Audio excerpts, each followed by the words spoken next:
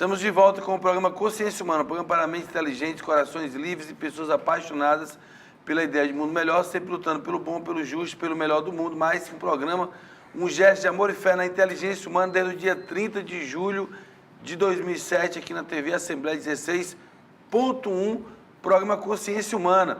A gente está com a promoçãozinha nas redes sociais, né? Aqui na TV a gente está também vendo como é que a gente vai falar, mas curta um pouco, tá bom, desse momento que a gente está numa boa relação com a pizzaria Dandani, que nós estamos aqui para fazer uma ação social, né, onde a gente vai se unir a essa pizzaria para poder levar um Natal um pouco mais tranquilo, com um pouco mais de alegria, dia 25 de dezembro, a hospitais, orfanatos e abrigos. No próximo programa a gente explica direitinho sobre essa parceria muito importante entre o programa e a pizzaria, a fim de levar alegria para as pessoas. No final do programa eu vou fazer aqui um comentário acerca da... onde nós estamos gravando hoje. Hoje são quanto barato mesmo? Estou esquecendo já? Hoje são 5. 5 de dezembro. 5 de dezembro. O programa vai ao ar apenas no dia 17. Esse programa vai ao ar no dia 17. Estamos gravando dia 5 de dezembro. E ontem, dia 4 de dezembro, antes dessa gravação, não da exibição do programa, nós tivemos aquela fatídico acontecimento que resultou na morte do cachorro em um grande supermercado na cidade lá no mundo da cidade de São Paulo, acho que foi Osasco. E foi motivo de muita reflexão ontem nas redes sociais, no Brasil como um todo, já que nós temos uma relação com o cachorro que chega a ser uma relação divina muito parecida até com a relação que os indianos têm com a vaca, né, que é um animal muito sagrado. Então, no final, a gente vai falar um pouco disso, ou seja, por que esse tipo de acontecimento se banaliza de uma forma tão forte em uma época em que as redes sociais são tão potentes. Mas hoje a gente vai conversar com o professor Alisson Veras, né, carinhosamente conhecido como professor Barata, né, que é um apelido que ele traz do futebol, que vem desde a infância dele, e que vai falar um pouco da vida dele de professor, já que o programa ele começou uma série de entrevistas com professores. Professor Alisson, muito prazer estar novamente aqui no programa. Eu que agradeço pelo convite mais uma vez, sempre uma honra estar aqui no estúdio da TV Assembleia.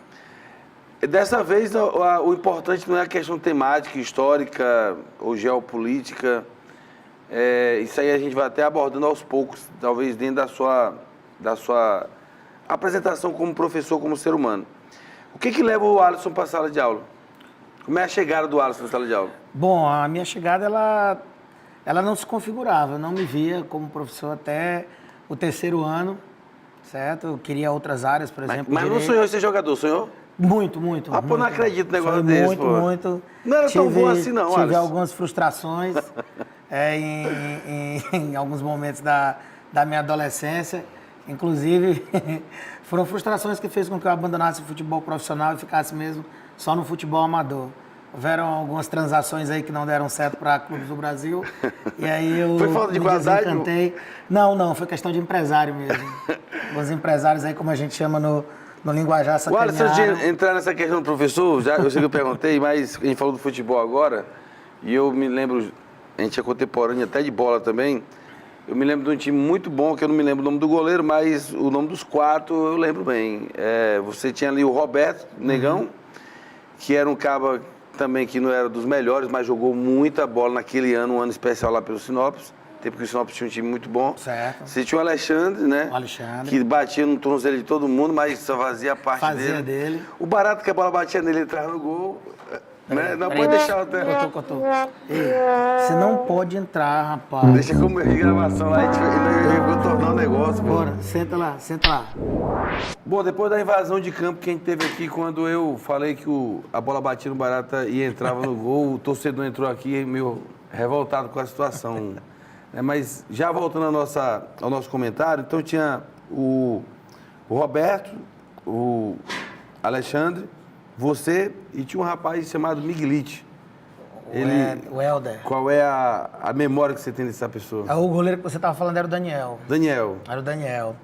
Cara, é um dos melhores amigos que eu tive, infelizmente já nos deixou há algum tempo, mas um dos melhores amigos que eu tive na minha adolescência. e um dos melhores garçons que eu tive em toda a minha vida. Há quem fala que você só conseguiu seu barato por causa dele. Rapaz, eu não vou mentir não, acho que dos mais de 1000 gols que eu fiz na minha vida, 500 tem na conta dele. 500 só, mas bota mais aí. Assim, ele botou só pra mim. Era um jogador espetacular, que a parceria foi durante quase uma década bem forte. Bom, para quem está acompanhando nosso programa, eu citei aqui 4 amigos de infância, da minha infância, né? O Miguelite, o Alisson, o Barata, o Roberto e o Alexandre. Né? Nós chegamos a jogar juntos também, lá no Mucambinho, ou seja, uma época muito boa. Jogamos também no Tiradentes, tu lembra, Isso, Tiradentes. E quando eu pergunto para o Alisson, eu pergunto justamente nesse sentido de como é que ele chega na sala de aula. Mas voltando à pergunta inicial, Alisson, como é que você, né, chega na sala de aula? Porque às vezes quem vê você jogando bola, correndo ali no bairro, no Mucambinho para um lado e para o outro, correndo para Pato Preto, pro campo do seu César, de repente o Alisson é o professor, o cara que tem que ser sério, que tem que ensinar, que tem que educar. Pois é, essa questão da carreira profissional, durante a adolescência eu ficava dividido, né? Minha mãe e meu pai sempre muito rígidos naquela questão da escola, sempre me fiscalizava e eu conseguia conciliar os treinos no campo, os treinos do salão com a sala de aula. Então, sempre mantive, nunca fui um aluno espetacular, mas sempre mantive uma média de regular para bom. Isso muito por causa da pressão e eu agradeço minha mãe até hoje por isso. E a partir do 3º ano é que a gente começa de fato a ter uma ideia do que a gente vai ser. O profissional, a ideia profissional já começa a fluir da gente no 3º ano. E eu tinha colocado na minha mente que eu queria o curso de Direito, certo? E aí fazia o 3º ano em uma escola particular aqui de Teresina. Vou falar o nome, Alisson. No Sinopes, fazia lá no Sinopes. E teve um professor que me influenciou bastante, nosso professor de História, o professor Valdir Soares, certo? Professor de História do Brasil. E nas aulas dele a gente viajava, era espetacular, professor de História do Brasil, e ali eu me encantei pela disciplina. Muita gente então pensava... Então você considera o Valdir como um elemento... grande inspirador. Um elemento importante nessa sua decisão. Mas com certeza, porque muita gente pensava que eu poderia optar pela área da educação física. Isso. Até pela ligação que eu tenho com o esporte. Se você olhar aqui, praticamente o mundo do esporte aqui em Teresina, todo mundo me conhece. E eu acho que eu também teria um livre acesso fácil também a esse setor. Mas a influência do Valdir Soares na minha carreira foi muito forte. E aí eu fiz o vestibular para Direito, passei. Fiz para História também, passei. E aí comecei a cursar os 2 cursos, né? Só que a veia da História ficou. Então, tal que eu abandonei o curso de Direito e fiquei apenas cursando. E aí, a partir do 2º período, mais precisamente, eu recebi já alguns convites para começar a ministrar aula, e a partir do ano de 2000 é que, de fato, a veia de professor ela começa a surgir. Timidamente ainda, né? Escolas de bairro, escolas pequenas, onde a gente vai aprendendo macete, onde a gente vai começando a ter essa interlocução com o aluno. E a partir de 2000 é que a gente vai começando essa caminhada, que já está com 18 anos. Né? Então, eu comecei com 19 para 20 anos de idade, eu já estava em sala de aula. Essa cobrança que você tinha em casa, da sua mãe e do seu pai, quando você decide ser professor, é numa boa o acolhimento dessa decisão? Ou tem alguma resistência assim? Tipo, no início houve já que você passa para Direito também, não vai ter a comparação? No início houve uma resistência, isso é uma coisa óbvia, né? Mas meu pai e minha mãe sempre confiaram bastante em mim. A minha decisão eles acataram, né? Apesar de, naquele momento, poder haver algum atrito, mas nada que pudesse mudar. E hoje eles olham para mim e me reconhecem como uma pessoa que conseguiu sucesso na carreira, conseguiu os seus objetivos, e hoje eles me parabenizam. A todo momento eles me parabenizam pelo profissional que eu me tornei. Então, eu fiz a escolha correta, né? Não me arrependo de forma nenhuma, tenho certeza que fiz a escolha correta, e a profissão que eu abracei é a profissão que eu amo até hoje. Há uma questão interessante, Alisson, que talvez você nem tenha noção disso, mas eu sou um ano mais velho que você. A gente morava no mesmo bairro, crescemos juntos, e quando você tem 19 anos de idade, você começa a dar aula, eu tenho 20, eu estou fazendo 3º ano. E aí eu estou vendo, por exemplo, nós estamos jogando lá, eu estou calado, eu estou vendo já você dando aula. E aquilo por exemplo, uma provocação. Eu disse, poxa, eu estou aqui, estou terminando o 3º ano, o Alisson está ali, a gente é amigo, ele está dando aula já. Aquilo termina sendo para mim um exemplo, né, de que eu poderia ter um caminho, já que eu tinha uma série de questões, né, a duvidar de mim mesmo, uma série de coisas. Ou seja, talvez nem você tenha dimensão do que significa o ato de você começar tão cedo a dar aula. Ou seja, não só para o aluno que está na sala de aula, mas para o meio que você está vivendo, para os seus amigos de bola, para os seus amigos de bairro, já que a gente tinha muita gente lá que não tinha estudado tanto, a gente tem muita gente que não tinha se apropriado tanto da questão dos livros e que não teve, por exemplo, uma escola que pudesse te oferecer um Valdir Soares da vida. Pois é, infelizmente, daquela nossa geração, muitos não conseguiram chegar a uma carreira profissional. Hoje estão casados, filhos, mas não conseguiram chegar onde almejavam na adolescência. Infelizmente, acho que por desleixo, algum detalhe assim, mas como eu digo, a minha base familiar ela foi muito boa.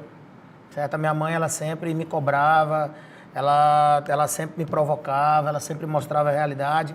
E aquilo, para mim, sempre serviu. Meu pai e minha mãe sempre como exemplos, de que eram pessoas humildes, de que através do trabalho, através da hombridade, da coragem de realmente meter a cara em tudo e dar certo, me fez também correr por esse lado.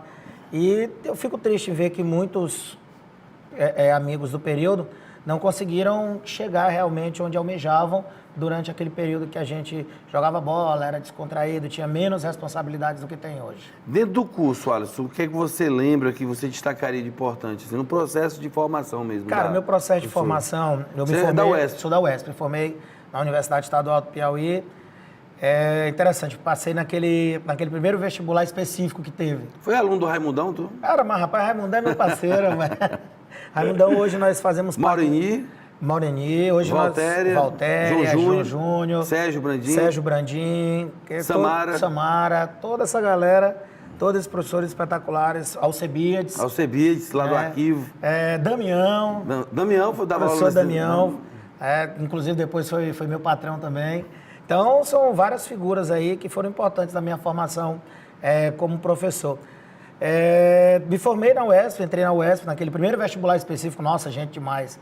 Em 97 foi o segundo maior vestibular do Brasil, só perdeu para o da USP em número de inscritos, porque naquele período o governo optou por fazer um vestibular específico e isso atraiu gente de tudo quanto foi lugar do Brasil. E o curso de História é muito concorrido e eu pensei que não iria passar, mas consegui passar em primeiro ainda. Então, para mim foi uma alegria muito grande. Eu lembro que a concorrência do curso de História era gigantesca. Pesado, e eu consegui ser o primeiro. E eu fiquei muito satisfeito pelo meu desempenho. Isso no primeiro vestibular? Primeiro vestibular que eu fiz. 17 anos. 17 anos. Porque desde os meus 10, 11 anos de idade, que eu conciliava a escola com o futebol. Eu recebia bolsas de estudo para poder jogar pelo time da escola e, ao mesmo tempo, estudava, né? Nunca desgrudei dessa parte. Foi assim no Magíster, foi assim no Sinopes, quando o professor Zaqueu me levou para lá. Então, sempre eu conciliava a prática do esporte com os estudos. E, felizmente, as duas coisas elas fluíram muito bem. Na parte esportiva, como a gente estava falando, vários campeonatos piauienses que a gente disputou. Fora do estado, eu representei a seleção piauiense durante mais de 10 anos. E é importante, para citar que nesse momento que você concilia esporte com educação, o quanto que o esporte, de fato, ele incluía para a educação, coisa que não acontece hoje. Hoje a gente, quantidade de campeonato estudantil, quantidade de atividades que tinha na cidade, que não existe mais. Infelizmente, naquela década de 90, nós tínhamos vários colégios, mas vários que patrocinavam o esporte. Colégio Sinopes, Colégio Visão, Colégio Milênio, certo? Eram Pedro II, PHD, eram inúmeros, mais inúmeros colégios. O PHD é um time sensacional. Tinha o Leno, tinha o Jorginho, era espetacular. Então, dessa maneira, o que vai acontecer? Sempre a gente tinha um esporte aliado à educação, né? Isso. Eles davam bolsas pra gente poder jogar pelo time da escola e muitos aproveitaram, muitos. Infelizmente, outros, não sei qual motivo, não conseguiram. Mas muitos daqueles que foram para conciliar esporte e educação conseguiram chegar a um curso superior, conseguiram a formação e hoje, felizmente, estão muito bem em suas carreiras. E eu consegui, aliás, durante muito tempo, durante o ensino médio, durante a universidade, conciliar tanto a prática esportiva como a prática pedagógica, né? E dentro do curso, já voltado para essa parte, os professores que você mencionou, eles foram muito importantes para a minha construção, né? Eu entrei muito jovem na faculdade, 18 anos de idade, um adolescente ainda sem muita visão de futuro, sem muitas ideologias. E ali na universidade é onde a gente vai começando a construir ideias, é onde a gente começa a massificar as nossas idealizações, é onde a gente começa a criar todo um grande sistema que vai fazer com que a gente se torne um profissional que possa ser útil para a sociedade. Eu aproveito a citação dos professores que nós fizemos aqui, também sou formado em História pelo curso de História da UESP, alguns anos depois do Alisson, e todos esses professores dele foram meus professores. Eu não sei se o Alisson concorda, mas uma das riquezas desses professores da Estadual, da Universidade Estadual do Piauí, né, que tem um curso de História fantástico, maravilhoso, um dos melhores do Brasil, não tenho dúvidas, com professores espetaculares, que foram professores, o Alisson, que eles deixaram a gente muito livre no sentido de estudar todas as vertentes das possibilidades históricas, sem estar ali colocando você para estudar apenas um Karl Marx, uma ideologia específica, ou seja, são professores que eles ensinavam tudo, basicamente. Uma coisa muito bacana que tinha na UESP. Isso na UESP é bem interessante, porque lá a gente, logicamente que a gente tem uma visão mais marxista da situação, mas em nenhum momento a gente teve essa questão de dizer, você vai ver só por esse viés, não. Eles explanavam, mostravam os pontos de vista, e isso faz com que você tenha um discernimento da realidade bem específico. Nos meus primeiros anos de sala de aula, assim, para a gente dividir, né, já que o programa tem 3 blocos, os primeiros anos, ou seja, o que te marca ao entrar na sala de aula, ao se tornar professor, aquela experiência com 19 anos de idade, o frio na barriga que vai dar, quando vai pegar aquela turma na frente? Caramba, eu me lembro muito bem ainda, 19 para 20 anos de idade, eu consegui um estágio pela prefeitura e aí trabalhava na zona rural de Teresina, coisa simples ainda, início de carreira, trabalhar com crianças de 5ª, 6ª série. É um início de carreira onde você vai aprendendo a lidar não só com a profissão, mas também com pessoas. Então isso é importante, os valores humanos. Aquelas crianças que estão ali, eles não lhe veem como professor, eles lhe veem como tio, como alguém da família. Então o tratamento que eles davam faz com que você se sinta bem acolhido e faz com que o início da profissão ela seja bem interessante para mim. Eu me apaixonei logo de cara. E logo depois que eu consegui esse estágio, lá no Mucambi existia um colégio chamado de IUP. Não lembro. Você lembra, né? Que era do nosso amigo Jefferson. E aí o Jefferson estava necessitando de um professor exatamente para o pré, porque o professor tinha saído. E aí ele já me conhecia ali do futebol, tudo, e soube que eu fazia o curso de História e jogou a proposta, se eu não queria pegar essa turma. E aí eu, poxa, trabalho com crianças de 5º e 6º ano, pegar um pré é uma diferença gigantesca, né? Mas a gente tem que meter a cara, a gente tem que aceitar o desafio. A vida é feita de desafios que a gente tem que saltar e conseguir transpô-lo da melhor maneira possível. E eu aceitei, e aí entro numa sala de pré-vestibular com adolescentes da minha idade. Ou seja, eu com 19 para 20 anos, pessoas com a mesma idade minha, até mais velhas, que olharam para mim com uma certa desconfiança. Mas que na hora que a gente começou, deu tudo certo, felizmente. Detalhe, para mim foi mais complicado, por quê? Porque eram pessoas da minha vivência, eram pessoas do bairro. Então, eram pessoas que estavam convivendo comigo cotidianamente. A desconfiança é maior ainda. Ou seja, será que eu vou conseguir? Então, eles olhavam para mim e diziam... Porque dentro do bairro, eles vão olhar, tô correndo atrás da bola. Exatamente, lá no bairro... Atrás do livro, tá dentro da universidade. Isso, eles nunca tinham visto essa minha versão professor. O estudo é solitário, você fica dentro de casa para a universidade. Exatamente, nunca tinham visto essa minha versão professor. Já tinham me visto a versão esportista, a versão amigo, a versão parceiro que existe ali no bairro. Que fala do cotidiano. Que fala do cotidiano, mas nunca tinham visto como profissional. Porque se você chega falando das coisas do assunto assim, do professor, eu vou dizer assim, pô, o Wallace está querendo... E aí, dentro de sala de aula, você tem que ter um linguajar diferente, você tem que ter uma postura diferente. E isso no início impactou. Isso no início impactou porque eles nunca tinham visto aquela minha versão. E eu digo para mim que foi muito complicado. Mas, ao mesmo tempo, serviu muito para, desde o início, eu já ter essa força interior para poder mentalizar e saber que aquilo era a profissão que eu queria seguir. Então, foi complicado. As primeiras palavras, quando foram sair, titubearam, mas aí depois a gente, como chama, pegou no tranco e aí foi desenvolver. E aí já são 18 anos. Já são 18 anos. Bom, nós estamos conversando com o professor Alisson Veras, professor de História, que veio contar um pouco da sua vivência na sala de aula, de como ele chega, da sua vida, e hoje é um professor consagrado dentro da sua área, né, realizado, e vai passar um pouco dessa sua perspectiva. Nós estamos no primeiro bloco do programa, vamos para um rápido intervalo, daqui a pouco a gente está de volta.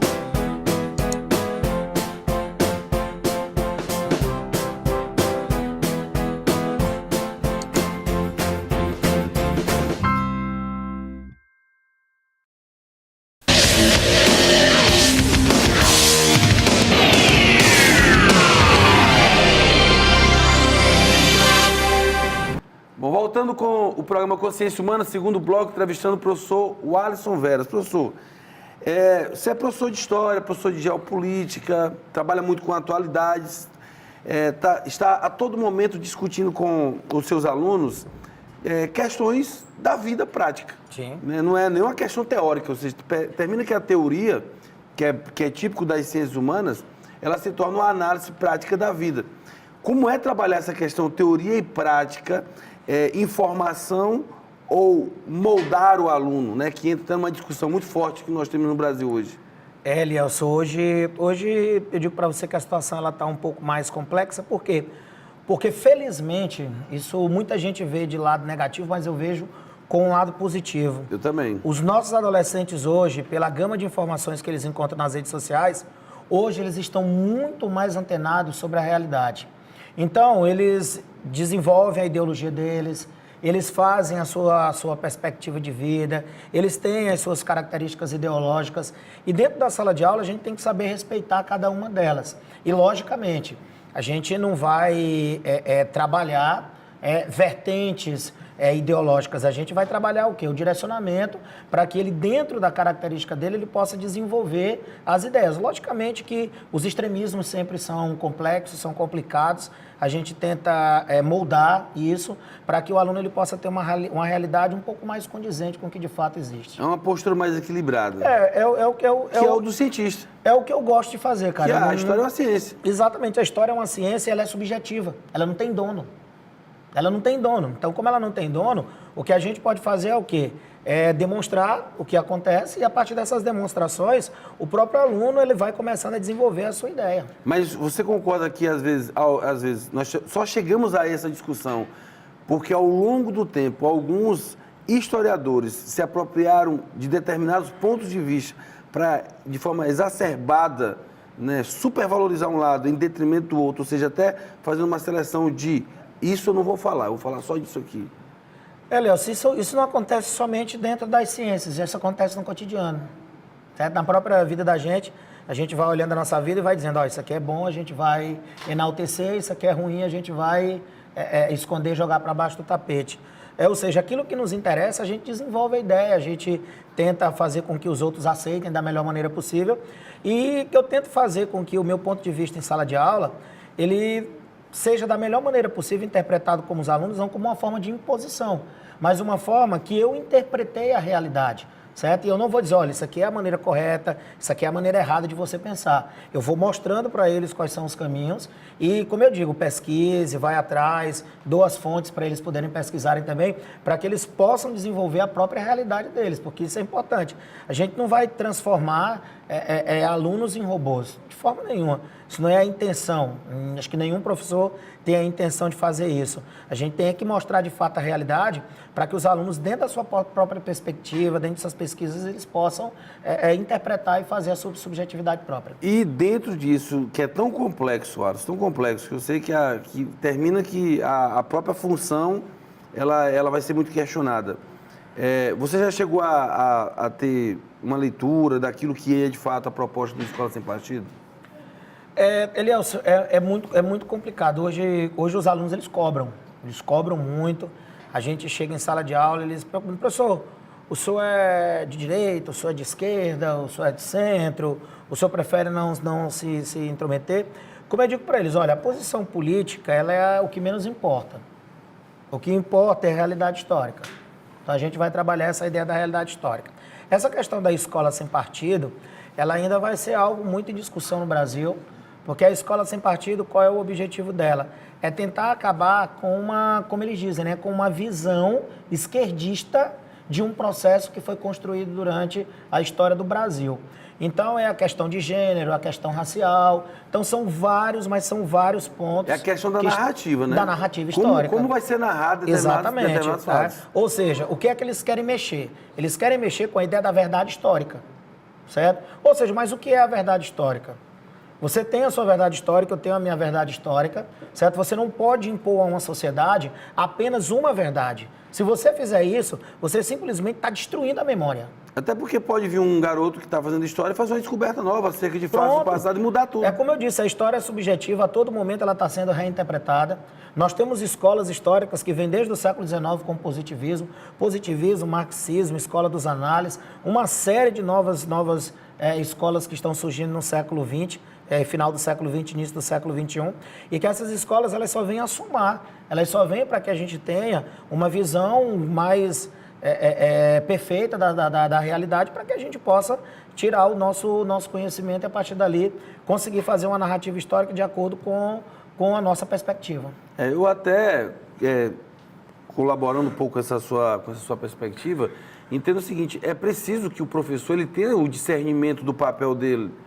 O papel do professor não é um papel de doutrinador, de manipulador. Ele não pode também cair na tentação de usar ali aquele espaço que ele tem, que é um espaço sagrado, e impor, porque ele vai lá, impõe, o aluno não tem leitura, ele aceita e reproduz. E aqueles que têm, entram em embate. Entra e aí em embate. A sala de aula vai se transformar em quê? E muitas vezes... Vai se transformar no ringue? O que tem, ele entra no embate contra a maioria. Isso.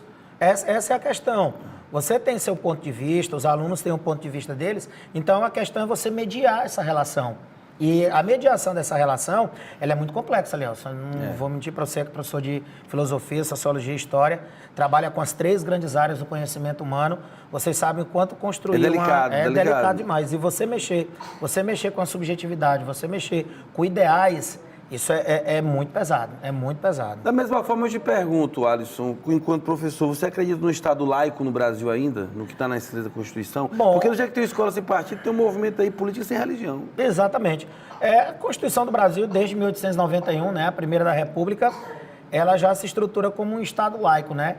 Mas a maioria do povo brasileiro ainda se declara católico, praticante ou não praticante, mas se declara. Você entra em repartições públicas, você vê simbologias católicas existentes. Então, o Estado laico aqui no Brasil, como a gente chama, é um Estado de migué. Porque constitucionalmente ele está ali, mas oficialmente na prática a gente percebe que existem algumas falhas. Até porque, enquanto cidadão, nós é que temos que fazer que a Constituição ela tenha o seu respaldo, né? Ela tenha o seu efeito. Quando a gente fala do Estado laico, não é para você deixar de ter a sua religião, pelo contrário. Você é católico, você é evangélico, você é espírita, você é umbandista, você tem que ser respeitado naquilo que você é. Ou seja, o Brasil é um país que a gente sempre aprendeu do sincretismo religioso. Exato. Então, assim, você tem uma cultura no país que ela está ali estabelecida. E a ideia do Estado laico é a ideia de convivência harmoniosa entre as diferenças e não da imposição de uma perspectiva só. Essa perspectiva histórica do Estado laico, de um Estado sem conflitos religiosos, ela vem desde a Idade Moderna, desde o século XVI, quando as grandes reformas religiosas elas tiveram um embate muito forte com o catolicismo europeu, e isso gerou uma série de problemáticas nos estados que estavam se formando na Europa. E aí muitos reis daquele período, exatamente para evitar um colapso social que era evidente, eles simplesmente criaram essa ideia de liberdade religiosa, de uma tentativa de um Estado onde as liberdades fossem respeitadas, exatamente para evitar um colapso social. Mas a gente percebe que desde a narrativa histórica do século XVI, apesar de haver essa liberdade religiosa, mas sempre uma religião ela vai ser não sobreposta, mas sempre ela é vista como mais importante do que as demais. O que o Barata ainda busca na nossa sala de aula e o que ele acredita? O que motiva ele de uma forma mais forte ainda? Cara, o que me motiva é saber exatamente que o Brasil está mudando, certo? O Brasil está mudando. A perspectiva dos nossos alunos, durante um tempo, Eliel, eu estava até numa mesmice, porque eu não via nos alunos um desenvolvimento ideológico, ou seja, eles estavam ali somente para receber informações, captam aquelas informações, processam, passam no vestibular e acabou. Felizmente, de uns 2, 3 anos para cá, a gente percebe que o aluno está afim não só disso. Ele está afim de discutir, ele está afim de debater. Vários alunos em sala de aula, eles buscam isso. Até de vez em quando eu tenho que dar uma freada, porque você sabe que o ritmo de escolas, eles exigem que a gente cumpra uma grade curricular. E aí, de vez em quando, até puxa a minha orelha, se você está atrasado no lugar, tá, mas é porque a discussão, a gente vai tocando em alguns pontos, ela vai difícil pro fluindo. professor de história ficar ali só apertando parafuso, né? Só apertando parafuso não é complicado demais. É complicado. E eu até digo, ó, galera, fora de sala de aula, bora fazer bem aqui um grupo, bora debater, porque de vez em quando dentro da sala de aula, meu amigo, é complicado. Você tem que saber dosar a relação entre os dois para não gerar tanta polêmica. Mas o que hoje me motiva muito é saber que os nossos alunos, eles têm uma perspectiva de vida bacana, certo? Que eles estão lendo, eles estão pesquisando, eles estão vendo novas realidades.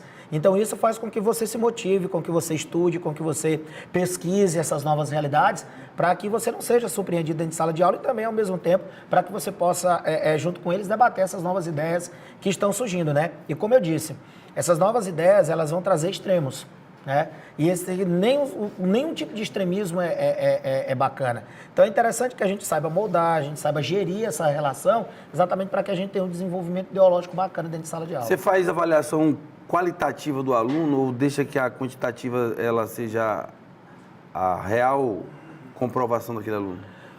Bom, Elielso, hoje como eu trabalho basicamente só com pré-vestibulares e terceiro ano, essa questão mais quantitativa, porque eu não corrijo prova, eu não tenho essa ideia da questão da quantidade. É a sua perspectiva, mas sua visão. Dentro da sala de aula a gente consegue perceber quais são aqueles alunos que estão desenvolvendo bem, quais são aqueles que estão com alguma deficiência que você pode dar uma melhorada ali para que ele possa alavancar. O aluno não é obrigado a saber tudo? De forma nenhuma. Ninguém é obrigado a saber nota tudo. boa em tudo? Ninguém é obrigado a saber tudo, né? Até porque a sabedoria ela não é limitada, né? Ela é ampla, ela é expansiva e você vai construir durante toda a sua vivência. Você vai utilizar aquele conhecimento para um objetivo, que é qual? É passar em um vestibular.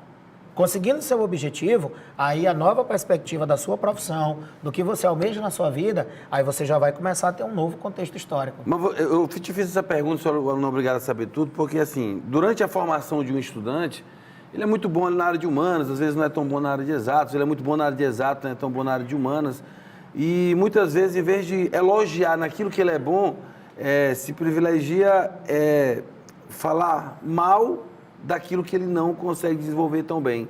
E aí termina que o aluno diz assim, pô, mas eu fui tão bom ali, que só vão olhar para esse lado de cá.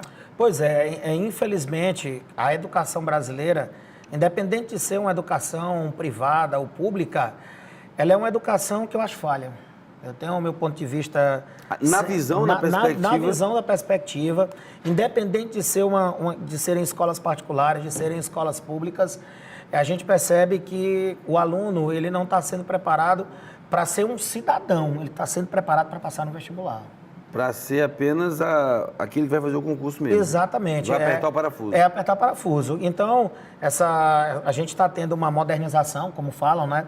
Na educação do Brasil, inclusive foi aprovado ontem, as redes sociais estavam bombando aí com a aprovação das novas diretrizes do ensino médio, né? Muita gente achando ruim, outros achando a perspectiva bacana. E, logicamente, que tudo isso vai precisar de um tempo para que a gente possa entender, de fato, o que o Estado quer que a gente desenvolva. Tem muita gente preocupada, Pouca gente sabendo o que é. Pouca gente sabendo o que é. A gente achando ruim por quem está aprovando e quem está achando bom por quem está aprovando. Muito mais pelo lado político do que por saber o que é essa mudança. Pois mesmo. Hoje, os debates que a gente teve ontem nas redes sociais, o que era? As únicas disciplinas agora que são obrigatórias são quais? São português e matemática. Então, parece que o aluno só é obrigado a saber agora português e matemática e que as outras serão escanteadas. Eu acho engraçado que quando faz essa crítica, quando vai olhar para a educação da Finlândia, que é uma das melhores do mundo, lá não tem mais disciplina, é só fenômenos. São só estruturas que são... Então, resolver problemas. É resolver problemas. Então, como é o Brasil, como eu disse a você, a nossa educação ela é uma educação muito técnica, se a gente compara com outros países do mundo. Por quê?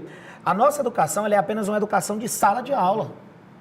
Ou seja, o aluno, ele em nenhum momento, ou poucas vezes, ele é motivado a colocar aquilo fora de sala de aula. E aí, quando você coloca sala de aula, Alisson, a questão que eu acho importante é o seguinte, você deu lá uma aula de História do Brasil, você trabalhou a República num determinado período do ano, né? Desde a proclamação da República ali em 89, no dia 15 de novembro, e você vai, vamos supor aqui, até a Era Vargas, pegou um pedacinho da República. O que vai valer não é só a aula do Alisson, mas principalmente a pesquisa e o estudo que o aluno vai poder executar para que ele tenha uma visão geral da coisa. de que forma você tenta provocar no seu aluno que ele não fique com a visão apenas do Alisson, da sala de aula, mas que diga assim, ó, vá lá atrás do livro, faça a pesquisa, amplie isso aqui, converse com o professor de geografia, converse com o professor de sociologia, vai haver outras fundamentações para que você possa construir uma perspectiva verdadeira. Bom, como eu gosto de trabalhar. A minha aula, por exemplo, estou dando aula, trabalho com História Geral e História do Brasil, as duas vertentes. Na aula de História Geral, eu uso o quê? Eu uso a geopolítica, eu uso, se necessário, artes, eu vou usar a História do Brasil, eu sempre tento fazer com eles essa conexão para que eles percebam que não existem fenômenos isolados, certo? E isso chama a atenção deles, né? Porque na mentalidade deles, eles são construídos fragmentados. Para achar cada coisa uma coisa diferente da outra. Exatamente, ou seja, muitos não têm aquela perspicácia de conseguir entender o porquê que Vargas, nos anos 30, tem aquela característica, se o Brasil não tinha aquela realidade. E aí você vai mostrar para ele no mesmo momento que está acontecendo na Europa, o que está acontecendo em outros lugares do planeta, e aí eles vão começando a idealizar essa estrutura. Então, nas minhas aulas, eu uso um sistema complexo, que no início muita gente assim não entende, mas que com o tempo eles vão começando a desenvolver a ideia, porque a gente não vai trabalhar a parte, a gente vai trabalhar o todo. E a partir da interpretação desse todo, é que a gente pode fragmentar para eles começarem a entender como é que funciona a realidade histórica. Então eu mostro para eles, digo fontes, pesquisas, indico filmes, documentários para que eles possam ver e para que eles possam entender e interpretar realmente aquele período histórico que nós estamos trabalhando. Quando você coloca assim, o Vargas era aquele tipo de pessoa naquele momento. Exato. Ou seja, existe ali uma realidade histórica que eu não posso analisar com a realidade de hoje. Não, eu tenho que analisar com a realidade daquele tempo. Todo mundo diz, a história se repete. Calma, a história ela não se repete. Isso é impossível. Heráclito dizia, né, que quando você entra num rio, quando você entra de novo, você já não é mais a mesma pessoa. Aquele rio já não é mais o mesmo. Então, por que a história é a mesma? As interpretações que você tem da verdade... É a aparência hoje, que fica, né? É só a aparência que fica. O mito da caverna, ele trabalha essa ideia. Então, quando você vai dando uma olhada dentro dessa perspectiva, muita gente tenta interpretar a realidade do século XXI com características do início do século XX. Elas podem ter características semelhantes? Podem, mas as realidades históricas, elas são diferentes. E o pior, o julgamento que se faz depois de 200, 300 anos para determinadas situações. A ideia é essa, você sempre julga com uma visão do presente. E, logicamente, como você julga com uma visão do presente, a realidade do passado sempre vai ser negativa na maioria das vezes. E aquele julgamento que você faz com a visão do presente é resultado da evolução que teve ao longo do tempo do pensamento, que foi modificando por tudo aquilo que vai acontecendo e que vai alterando o próprio processo histórico. Por isso que muda. E por isso que tem um professor de história, para dizer, olha, naquele tempo não era bem como era hoje. Pronto, então, essa é a ideia, Elielson. A gente tem que construir no aluno essa ideia de que ele avance, de que ele pesquise, de que ele não seja apenas um recebedor de informações. Muda muita coisa a aula que você dá antes e depois do nascimento do seu filho? Cara, muda muito, mas muito, muito, muito mesmo. Você pode ter certeza que o nascimento do Theo me inspirou bastante. Mudou a realidade. O Theo tá aqui, vem aqui, Theo, vem aqui, vem. Pode falar, Bárbara, pode falar. Mudou a realidade, aqui, com certeza. Aqui A chegada dele nesse nosso plano aqui fez com que a gente modificasse a perspectiva da gente durante muitas coisas. Cara? Bota o Theo aí no braço aí. Bom, quando eu pergunto para o Alisson se muda muita coisa com a chegada do Theo, que é o filho dele, flamenguista, Theo? Tu? Não. É flamenguista? Não, Palmeiras. Flamengo? Palmeiras, diga. Porque o pai dele mandou, tá certo. Nessa imposição aqui, daqui a pouco a gente vai voltar.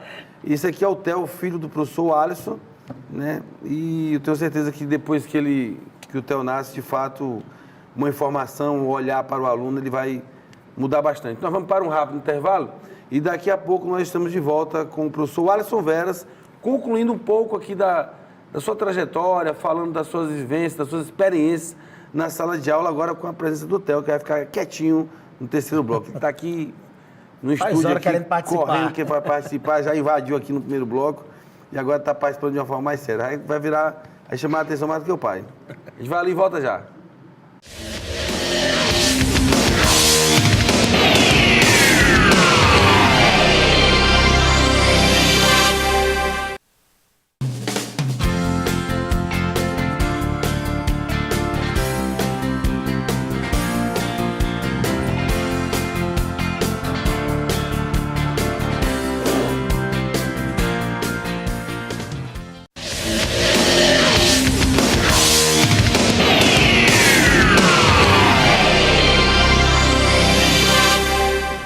Estamos de volta com o programa Consciência Humana, o último bloco do programa, que essa semana vai conversando com o professor Alisson Veras. E se a gente vai conversando com o Alisson Veras, vai conversando de história, de geopolítica, de atualidade.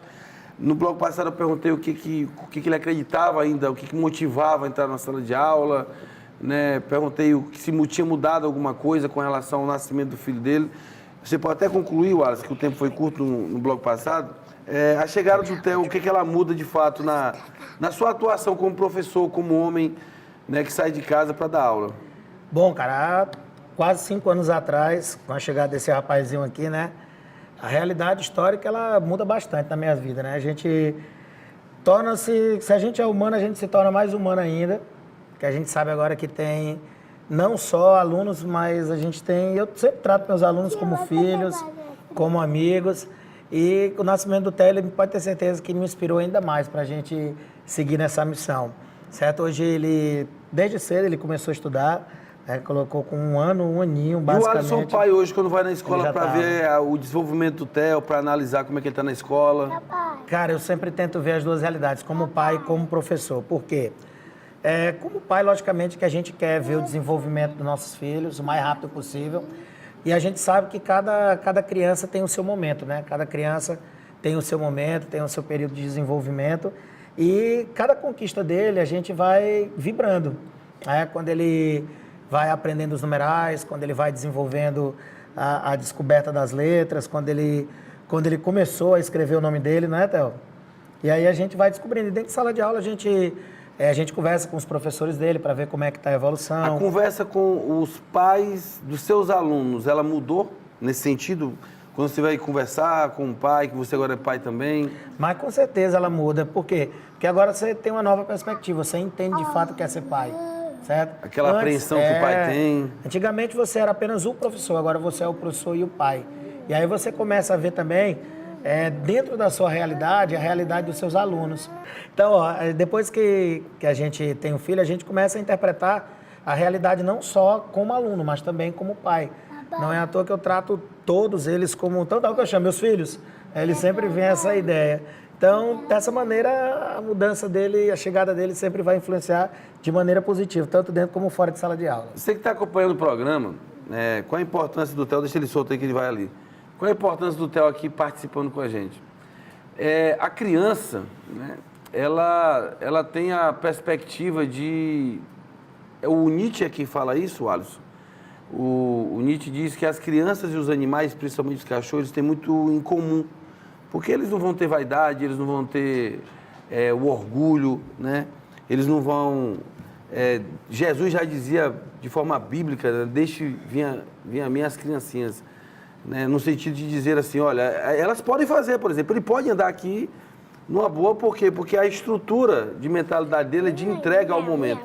Você viu que ele quer comprar aqui, você comprou uma câmera. Ele pediu para eu comprar só uma câmera para ele, a câmera baratinha, R$50 mil só. Isso. Então, assim, quando você fala da criança, o que você imagina, que tipo de mundo você, que trata de mundo, que trata de realidade, pensa para o Theo? Cara, é um mundo muito complexo hoje, né? A gente vive com altas taxas de criminalidade, a gente vive com a desconfiança de um sobre o outro, certo? Pelo menos na minha infância, a gente teve uma infância, acho que você lembra, né? Uma infância onde a gente brincava na rua até tarde, onde a gente tinha uma perspectiva de realidade completamente diferente do mundo que a gente tem hoje.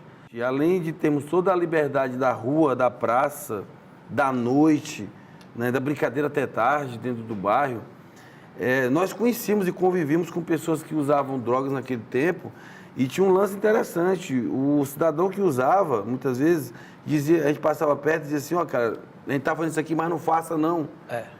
O cara ele fazia isso, eu me lembro disso, cara, não faça isso não. Vai jogar sua bola, vai fazer isso, vai fazer aquilo. É um negócio diferente, rapaz. É um negócio que abala, viu? A gente olhar para o dia de hoje. A gente vem de um bairro subúrbio, né? Bairro suburbano. Todo mundo dizia assim, rapaz, é o fim do mundo, Mucambinho. Onde eu comparo Mucambinho com a Vila do Chaves. Você tem um pessoal elitizado, né? Que fica ali dentro das suas casas, não tem muito contato. Mas você tem a turma, que está ali sempre em contato, fazendo zoeira, curtindo a coisa. Então é mais ou menos a Vila do Chaves, o Mocambinho. E a gente viveu numa realidade onde a gente percebeu que haviam drogas, havia prostituição, havia vários outros problemas sociais e que esses problemas eles estavam à nossa cara e que realmente eram um pouco diferentes. As pessoas chegavam, por exemplo, eles me viam Eles eram mais particulares, hoje eles são coletivos. Exatamente, era um mundo mais particular, por quê? Porque como eles eram uma minoria, mas não que a palavra ela quer dizer, eles se sentiam alijados da sociedade, eles viam aquilo de uma forma negativa. Então, tal que hoje o uso de drogas você consegue ver em qualquer espaço público. Não. Antigamente eles faziam espaços reservados. Por quê? Porque a sociedade não entendia aquela realidade deles. Então, era muito... No bairro, por exemplo, todo mundo me via como jogador. Ninguém nunca... Apesar de eu ter vários amigos, mas nenhum me ofereceu droga. Bebidas também nenhum me ofereceu. Ou seja, se eu quisesse ter entrado por esse lado, né, por esse rumo... A facilidade estava ali. A facilidade estava na frente, exposta. Mas realmente é uma realidade um pouco diferente. Hoje você tem uma abertura, uma facilidade com relação a essas contravenções muito maior do que se tinha antes. O Alisson, o que significou na sua existência o ginásio Pato Preto e o campo do seu César no Mocambinho? Caramba, ali é praticamente minha vida. Eu nasci em 1980, morei durante um ano ali no famoso Cabral. Meu pai era daquela região. E a gente morou ali durante um ano na Rua Pinel, famosa Rua Pinel ali. E logo depois o papai comprou uma casa no conjunto que estava sendo lançado, né? Que era o Mocambinho. Aí chegamos no Mocambinho, se eu não me engano, no final de 81 para 82, o conjunto ainda todo desabitado ainda, casas por fazer.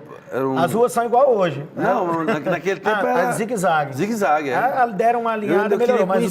Eu queria conhecer o engenheiro que fez o Mocambinho. Mas o tamanho das ruas, a largura é praticamente a mesma, desde que foi criado, né? É uma complicação danada. E aí a gente chegou ali, né? Eu entendo, muito criança ainda, 2 anos de idade. E aí a gente foi desenvolvendo, as praças esportivas começaram a surgir. O seu César, que era meu vizinho, inclusive foi um dos caras que me levou pro Tiradentes. Joguei durante muito tempo, ele era massagista do Tiradentes, você sabe disso. Era tudo lá. Era tudo praticamente. E era uma pessoa bem controversa, né? Tinha um estilo dele, era um estilo que chamava a atenção do bairro todo. E ele conseguiu, através da facilidade de trânsito que ele tinha, construir aquele campo mesmo em condições precárias, um terrão, como a gente chama, e que aquele terrão foi a vida de muitos da gente. Hoje é um espaço oficial da CEMEL. É um espaço oficial da CEMEL, que ele conseguiu construir, ele fez aquilo. Ele fez aquilo. Hoje, infelizmente, está com Alzheimer, não mora mais no Mocambinho, mas é uma pessoa que na hora que você fala, aqueles mais antigos sempre vão lembrar. E no início dos anos 90 também a gente teve a inauguração daquele ginásio, né, ginásio Pato Preto, que era o que a comunidade cobrava muito, porque nós tínhamos muito campo de terrão e nós tínhamos quadras descobertas. Gestão do Heráclito Forte como prefeito de Teresina. E isso melhorou muito, porque... Depois teve até as Olimpíadas de Teresina que foram feitas lá, que foram espetaculares. E foram construídos praticamente no mesmo momento 3 grandes ginásios, né? O Lima, o Edmilson Jorge e o Pato Preto, homenageando figuras com a presença do presidente da FIFA. João Avelange esteve lá, na inauguração, me lembro, lá o João Avelange fazendo o discurso dele. E essas praças esportivas, elas contribuíram ainda mais para que nos anos 90 a prática de esporte aqui em Teresina, ela se sobressaísse, como a gente comentou no primeiro bloco. E a vida da gente era o quê? Era uma escola, estudar, e o resto do tempo era o quê? Ou estava no campo, se cantar o cada a gente vai para o ginásio. O que é perceptivo, Alisson, é que o tempo da brincadeira, da praça, da rua, do espaço público ocupado, povoado, ele é ali um campo de análise hoje para o Alisson, professor de História e Geopolítica. Hoje eu não moro mais no Mocambinho, também já saí do bairro, até pela questão... Mas seus pais estão lá? Meus pais ainda, então você não saiu? No mesmo lugar, minhas raízes... Você só aumentei o campo de leque, né? Tive que sair por questão mesmo de trabalho, né? Deslocamento, e aí foi com dor no coração, lhe digo mesmo que no primeiro mês, algumas vezes eu estava vindo dos trabalhos, em direção à minha casa, quando dava lá no balão da Coca-Cola, eu lembrava, opa, não estou morando mais no caminho não. Aí fazia o balão e voltava ali para a Primavera. Então, a minha saída é basicamente por causa da questão do trabalho, mas as minhas raízes todas ainda estão lá. Então, tal que Quando vou ao bairro ainda sou muito bem recebido. Meu pai, minha mãe, meus irmãos ainda estão todos lá. E quando eu passo por aquele Daculé é uma espécie de nostalgia. Bom, Alisson, então, tendo de tudo isso, né, e para a gente entrar agora já nesse parte final do programa, nós temos aí falamos da sua vida, das suas particularidades, né, a questão da docência, são 18 anos. O Alisson, ele olha para frente ainda com muitos anos como professor, qual é a perspectiva que o Alisson entende e, principalmente, como é que o Alisson percebe a questão da docência no Brasil hoje, né, se os jovens devem ter esperança de ser professor, se ele indicaria a função de professor para os seus alunos, se ele aceitaria bem um filho seu, o Theo um dia chegar e falar, pai, eu quero ser professor como o senhor. Bom, Léo, eu sou professor da rede privada, sou professor da rede pública. Como você sabe, são, infelizmente, duas realidades completamente diferentes e que a gente tem que saber trabalhar muito bem essas realidades, né? O aluno da escola pública, ele é um aluno, infelizmente, onde as oportunidades são menores, certo? Onde a estima dele é baixa, certo? Onde a perspectiva de vida dele também é baixa. E quando você chega nessa realidade, se você for moroso, se você for cabisbaixo para lá, você também vai apenas contribuir para que aquela realidade ela se propague. E quando eu vou trabalhar na escola pública, hoje não estou em sala de aula, hoje eu estou numa função de coordenadoria, mas essa minha função de coordenador faz com que eu tente fazer com que minha escola ela funcione ainda melhor. Se eu, dentro de sala de aula, tentava fazer algo melhor, algo mais digno para esses alunos, fora é que eu estou trabalhando exatamente para que eles possam ter uma melhoria ainda mais da educação. Na escola privada, a gente tem ainda um campo de opções ainda muito grande aí, felizmente. Teresina é uma cidade grande que está crescendo, né? Principalmente nós somos um polo educacional, você sabe disso. É verdade. Teresina não tem tantos atrativos, até por não ser uma capital litorânea. Então, por não ser uma capital litorânea, por não ter tantos atrativos, a educação é o que exatamente vai fazer com que a gente busque, através da educação, uma melhoria. Então, hoje eu não me vejo ainda fora de sala de aula. Não consigo me ver fora de sala de aula. Só tenho o quê? 18 anos de profissão. Mas você aceitaria o Theo? Cara, muita gente já me fez essa pergunta, não foi só a primeira vez. E é como eu disse à mãe dele. A mãe dele disse que sempre conversa comigo, ela também é professora, só que ela é personal trainer.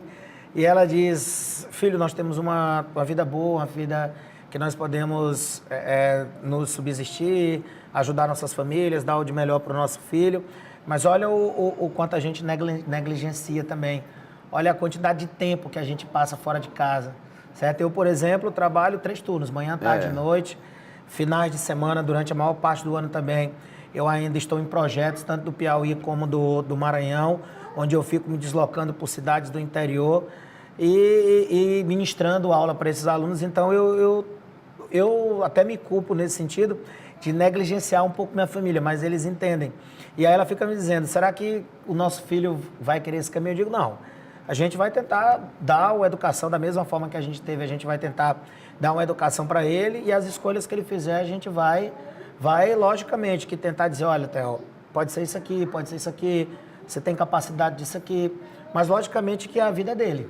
A vida é dele, a gente vai dar a metodologia, nós vamos trilhar, vamos dar todo o projeto para que ele possa seguir e vai depender dele, é ele que vai desenvolver as ideias. E eu não quero ser um ditador e chegar, olha, você vai fazer isso, você vai fazer isso, você vai fazer isso. Porque muitos alunos, cara, se veem frustrados nisso. A pressão social, a pressão principalmente familiar, certo? Você sabe que as escolas particulares, elas são caras. Os pais, eles... O investimento é altíssimo. Você pode perceber que muitas escolas particulares são até mais caras do que cursos de faculdades. Porque o cuidado é muito maior. É muito maior. A quantidade de funcionários para outras funções é muito emocionais, maior, psicológicas, é muito grande. Então, o investimento que o pai faz é muito grande. E ele não quer, acho que você já deve ter visto isso, né? Quer que o filho seja um médico, quer que ele seja um advogado, um engenheiro. Mas muitos alunos chegam para mim e dizem, professor, olha, eu vou ser professor por sua causa. Às vezes até brinco com eles, rapaz, pelo amor de Deus, tu vai fazer um negócio desse. Se tu não der certo, tu vai jogar a culpa em mim. Aí eles, não, professor, não se preocupe não, isso aí é uma coisa que eu que eu estou tirando de mim, que eu percebi, e que a influência do senhor e de outros professores também fez com que eu possa seguir essa profissão. E hoje eu tenho ex-alunos que já são professores, que já estão na carreira, estão trabalhando inclusive em escola junto comigo, e que para mim é uma felicidade muito grande ver que a minha vivência em sala de aula contribuiu de forma positiva para que aquela pessoa ela possa ter se tornado um profissional e possa ter entrado no mercado de trabalho com tanto desenvolvimento, com tanta volúpia como está. Bom, nós estamos encerrando esse programa conversando com o professor Alisson Veras, professor de História, professor de Geopolítica, professor de Atualidades, professor da rede privada, da rede pública, 18 anos de sala de aula, né, dando continuidade a esses programas em que a gente vai evidenciar, sobretudo, a função dos professores. E agora a gente, né, diante dessa questão, quando a gente fala de sala de aula, quando a gente fala de educação, tá aqui o Alisson, estou com o filho dele aqui comigo, o Theo, encerro fazendo aquela análise, né, do cachorro que foi espancado, que foi morto de forma cruel, selvagem, dentro do supermercado no último dia 4 de dezembro. E isso doeu em todo mundo. Eu costumo dizer o seguinte: assim como se mata um cachorro daquele, se mata uma criança, se mata um rio, se mata uma árvore, se mata sonhos, se mata ideais. É preciso permitir, né? Pode deixar o Theo se expressar, Bara? É preciso permitir que a vida ela possa acontecer de uma forma natural. A criança se mexe, a criança brinca, o cachorro anda. Por quê? Porque ele segue seus instintos, ele segue seus sentimentos, ele segue a sua vontade de ser feliz. Então permita, né? Permita que ele, acima de tudo, né, faça com que a brincadeira seja algo mais natural na vida da gente. Muito obrigado por sua participação e eu deixo a palavra com o professor Alisson, né, para que ele possa encerrar o programa. Mais uma vez, queria agradecer pelo convite me feito pela TV Assembleia, no seu nome, Elielson, e de que é uma honra sempre participar do programa Consciência Humana, não foi a primeira vez. Essa, se eu não me engano, já é a 6ª vez que a gente participa. E a cada vez que a gente participa, a felicidade de estar aqui nesse espaço é gigantesca. E desde já, queria desejar a todos Feliz Natal, Feliz Ano Novo, que o ano de 2018 tenha sido positivo e que o ano de 2019 traga mais realizações para todos nós. Então fica aqui o meu beijo, fica aqui o meu abraço para todos os telespectadores e para que o novo ano se inicie da melhor maneira possível para todos nós, Elielson. Esse foi mais o Consciência Humana. Próxima semana nós estamos de volta com outra bela história, com outros professores. Até lá!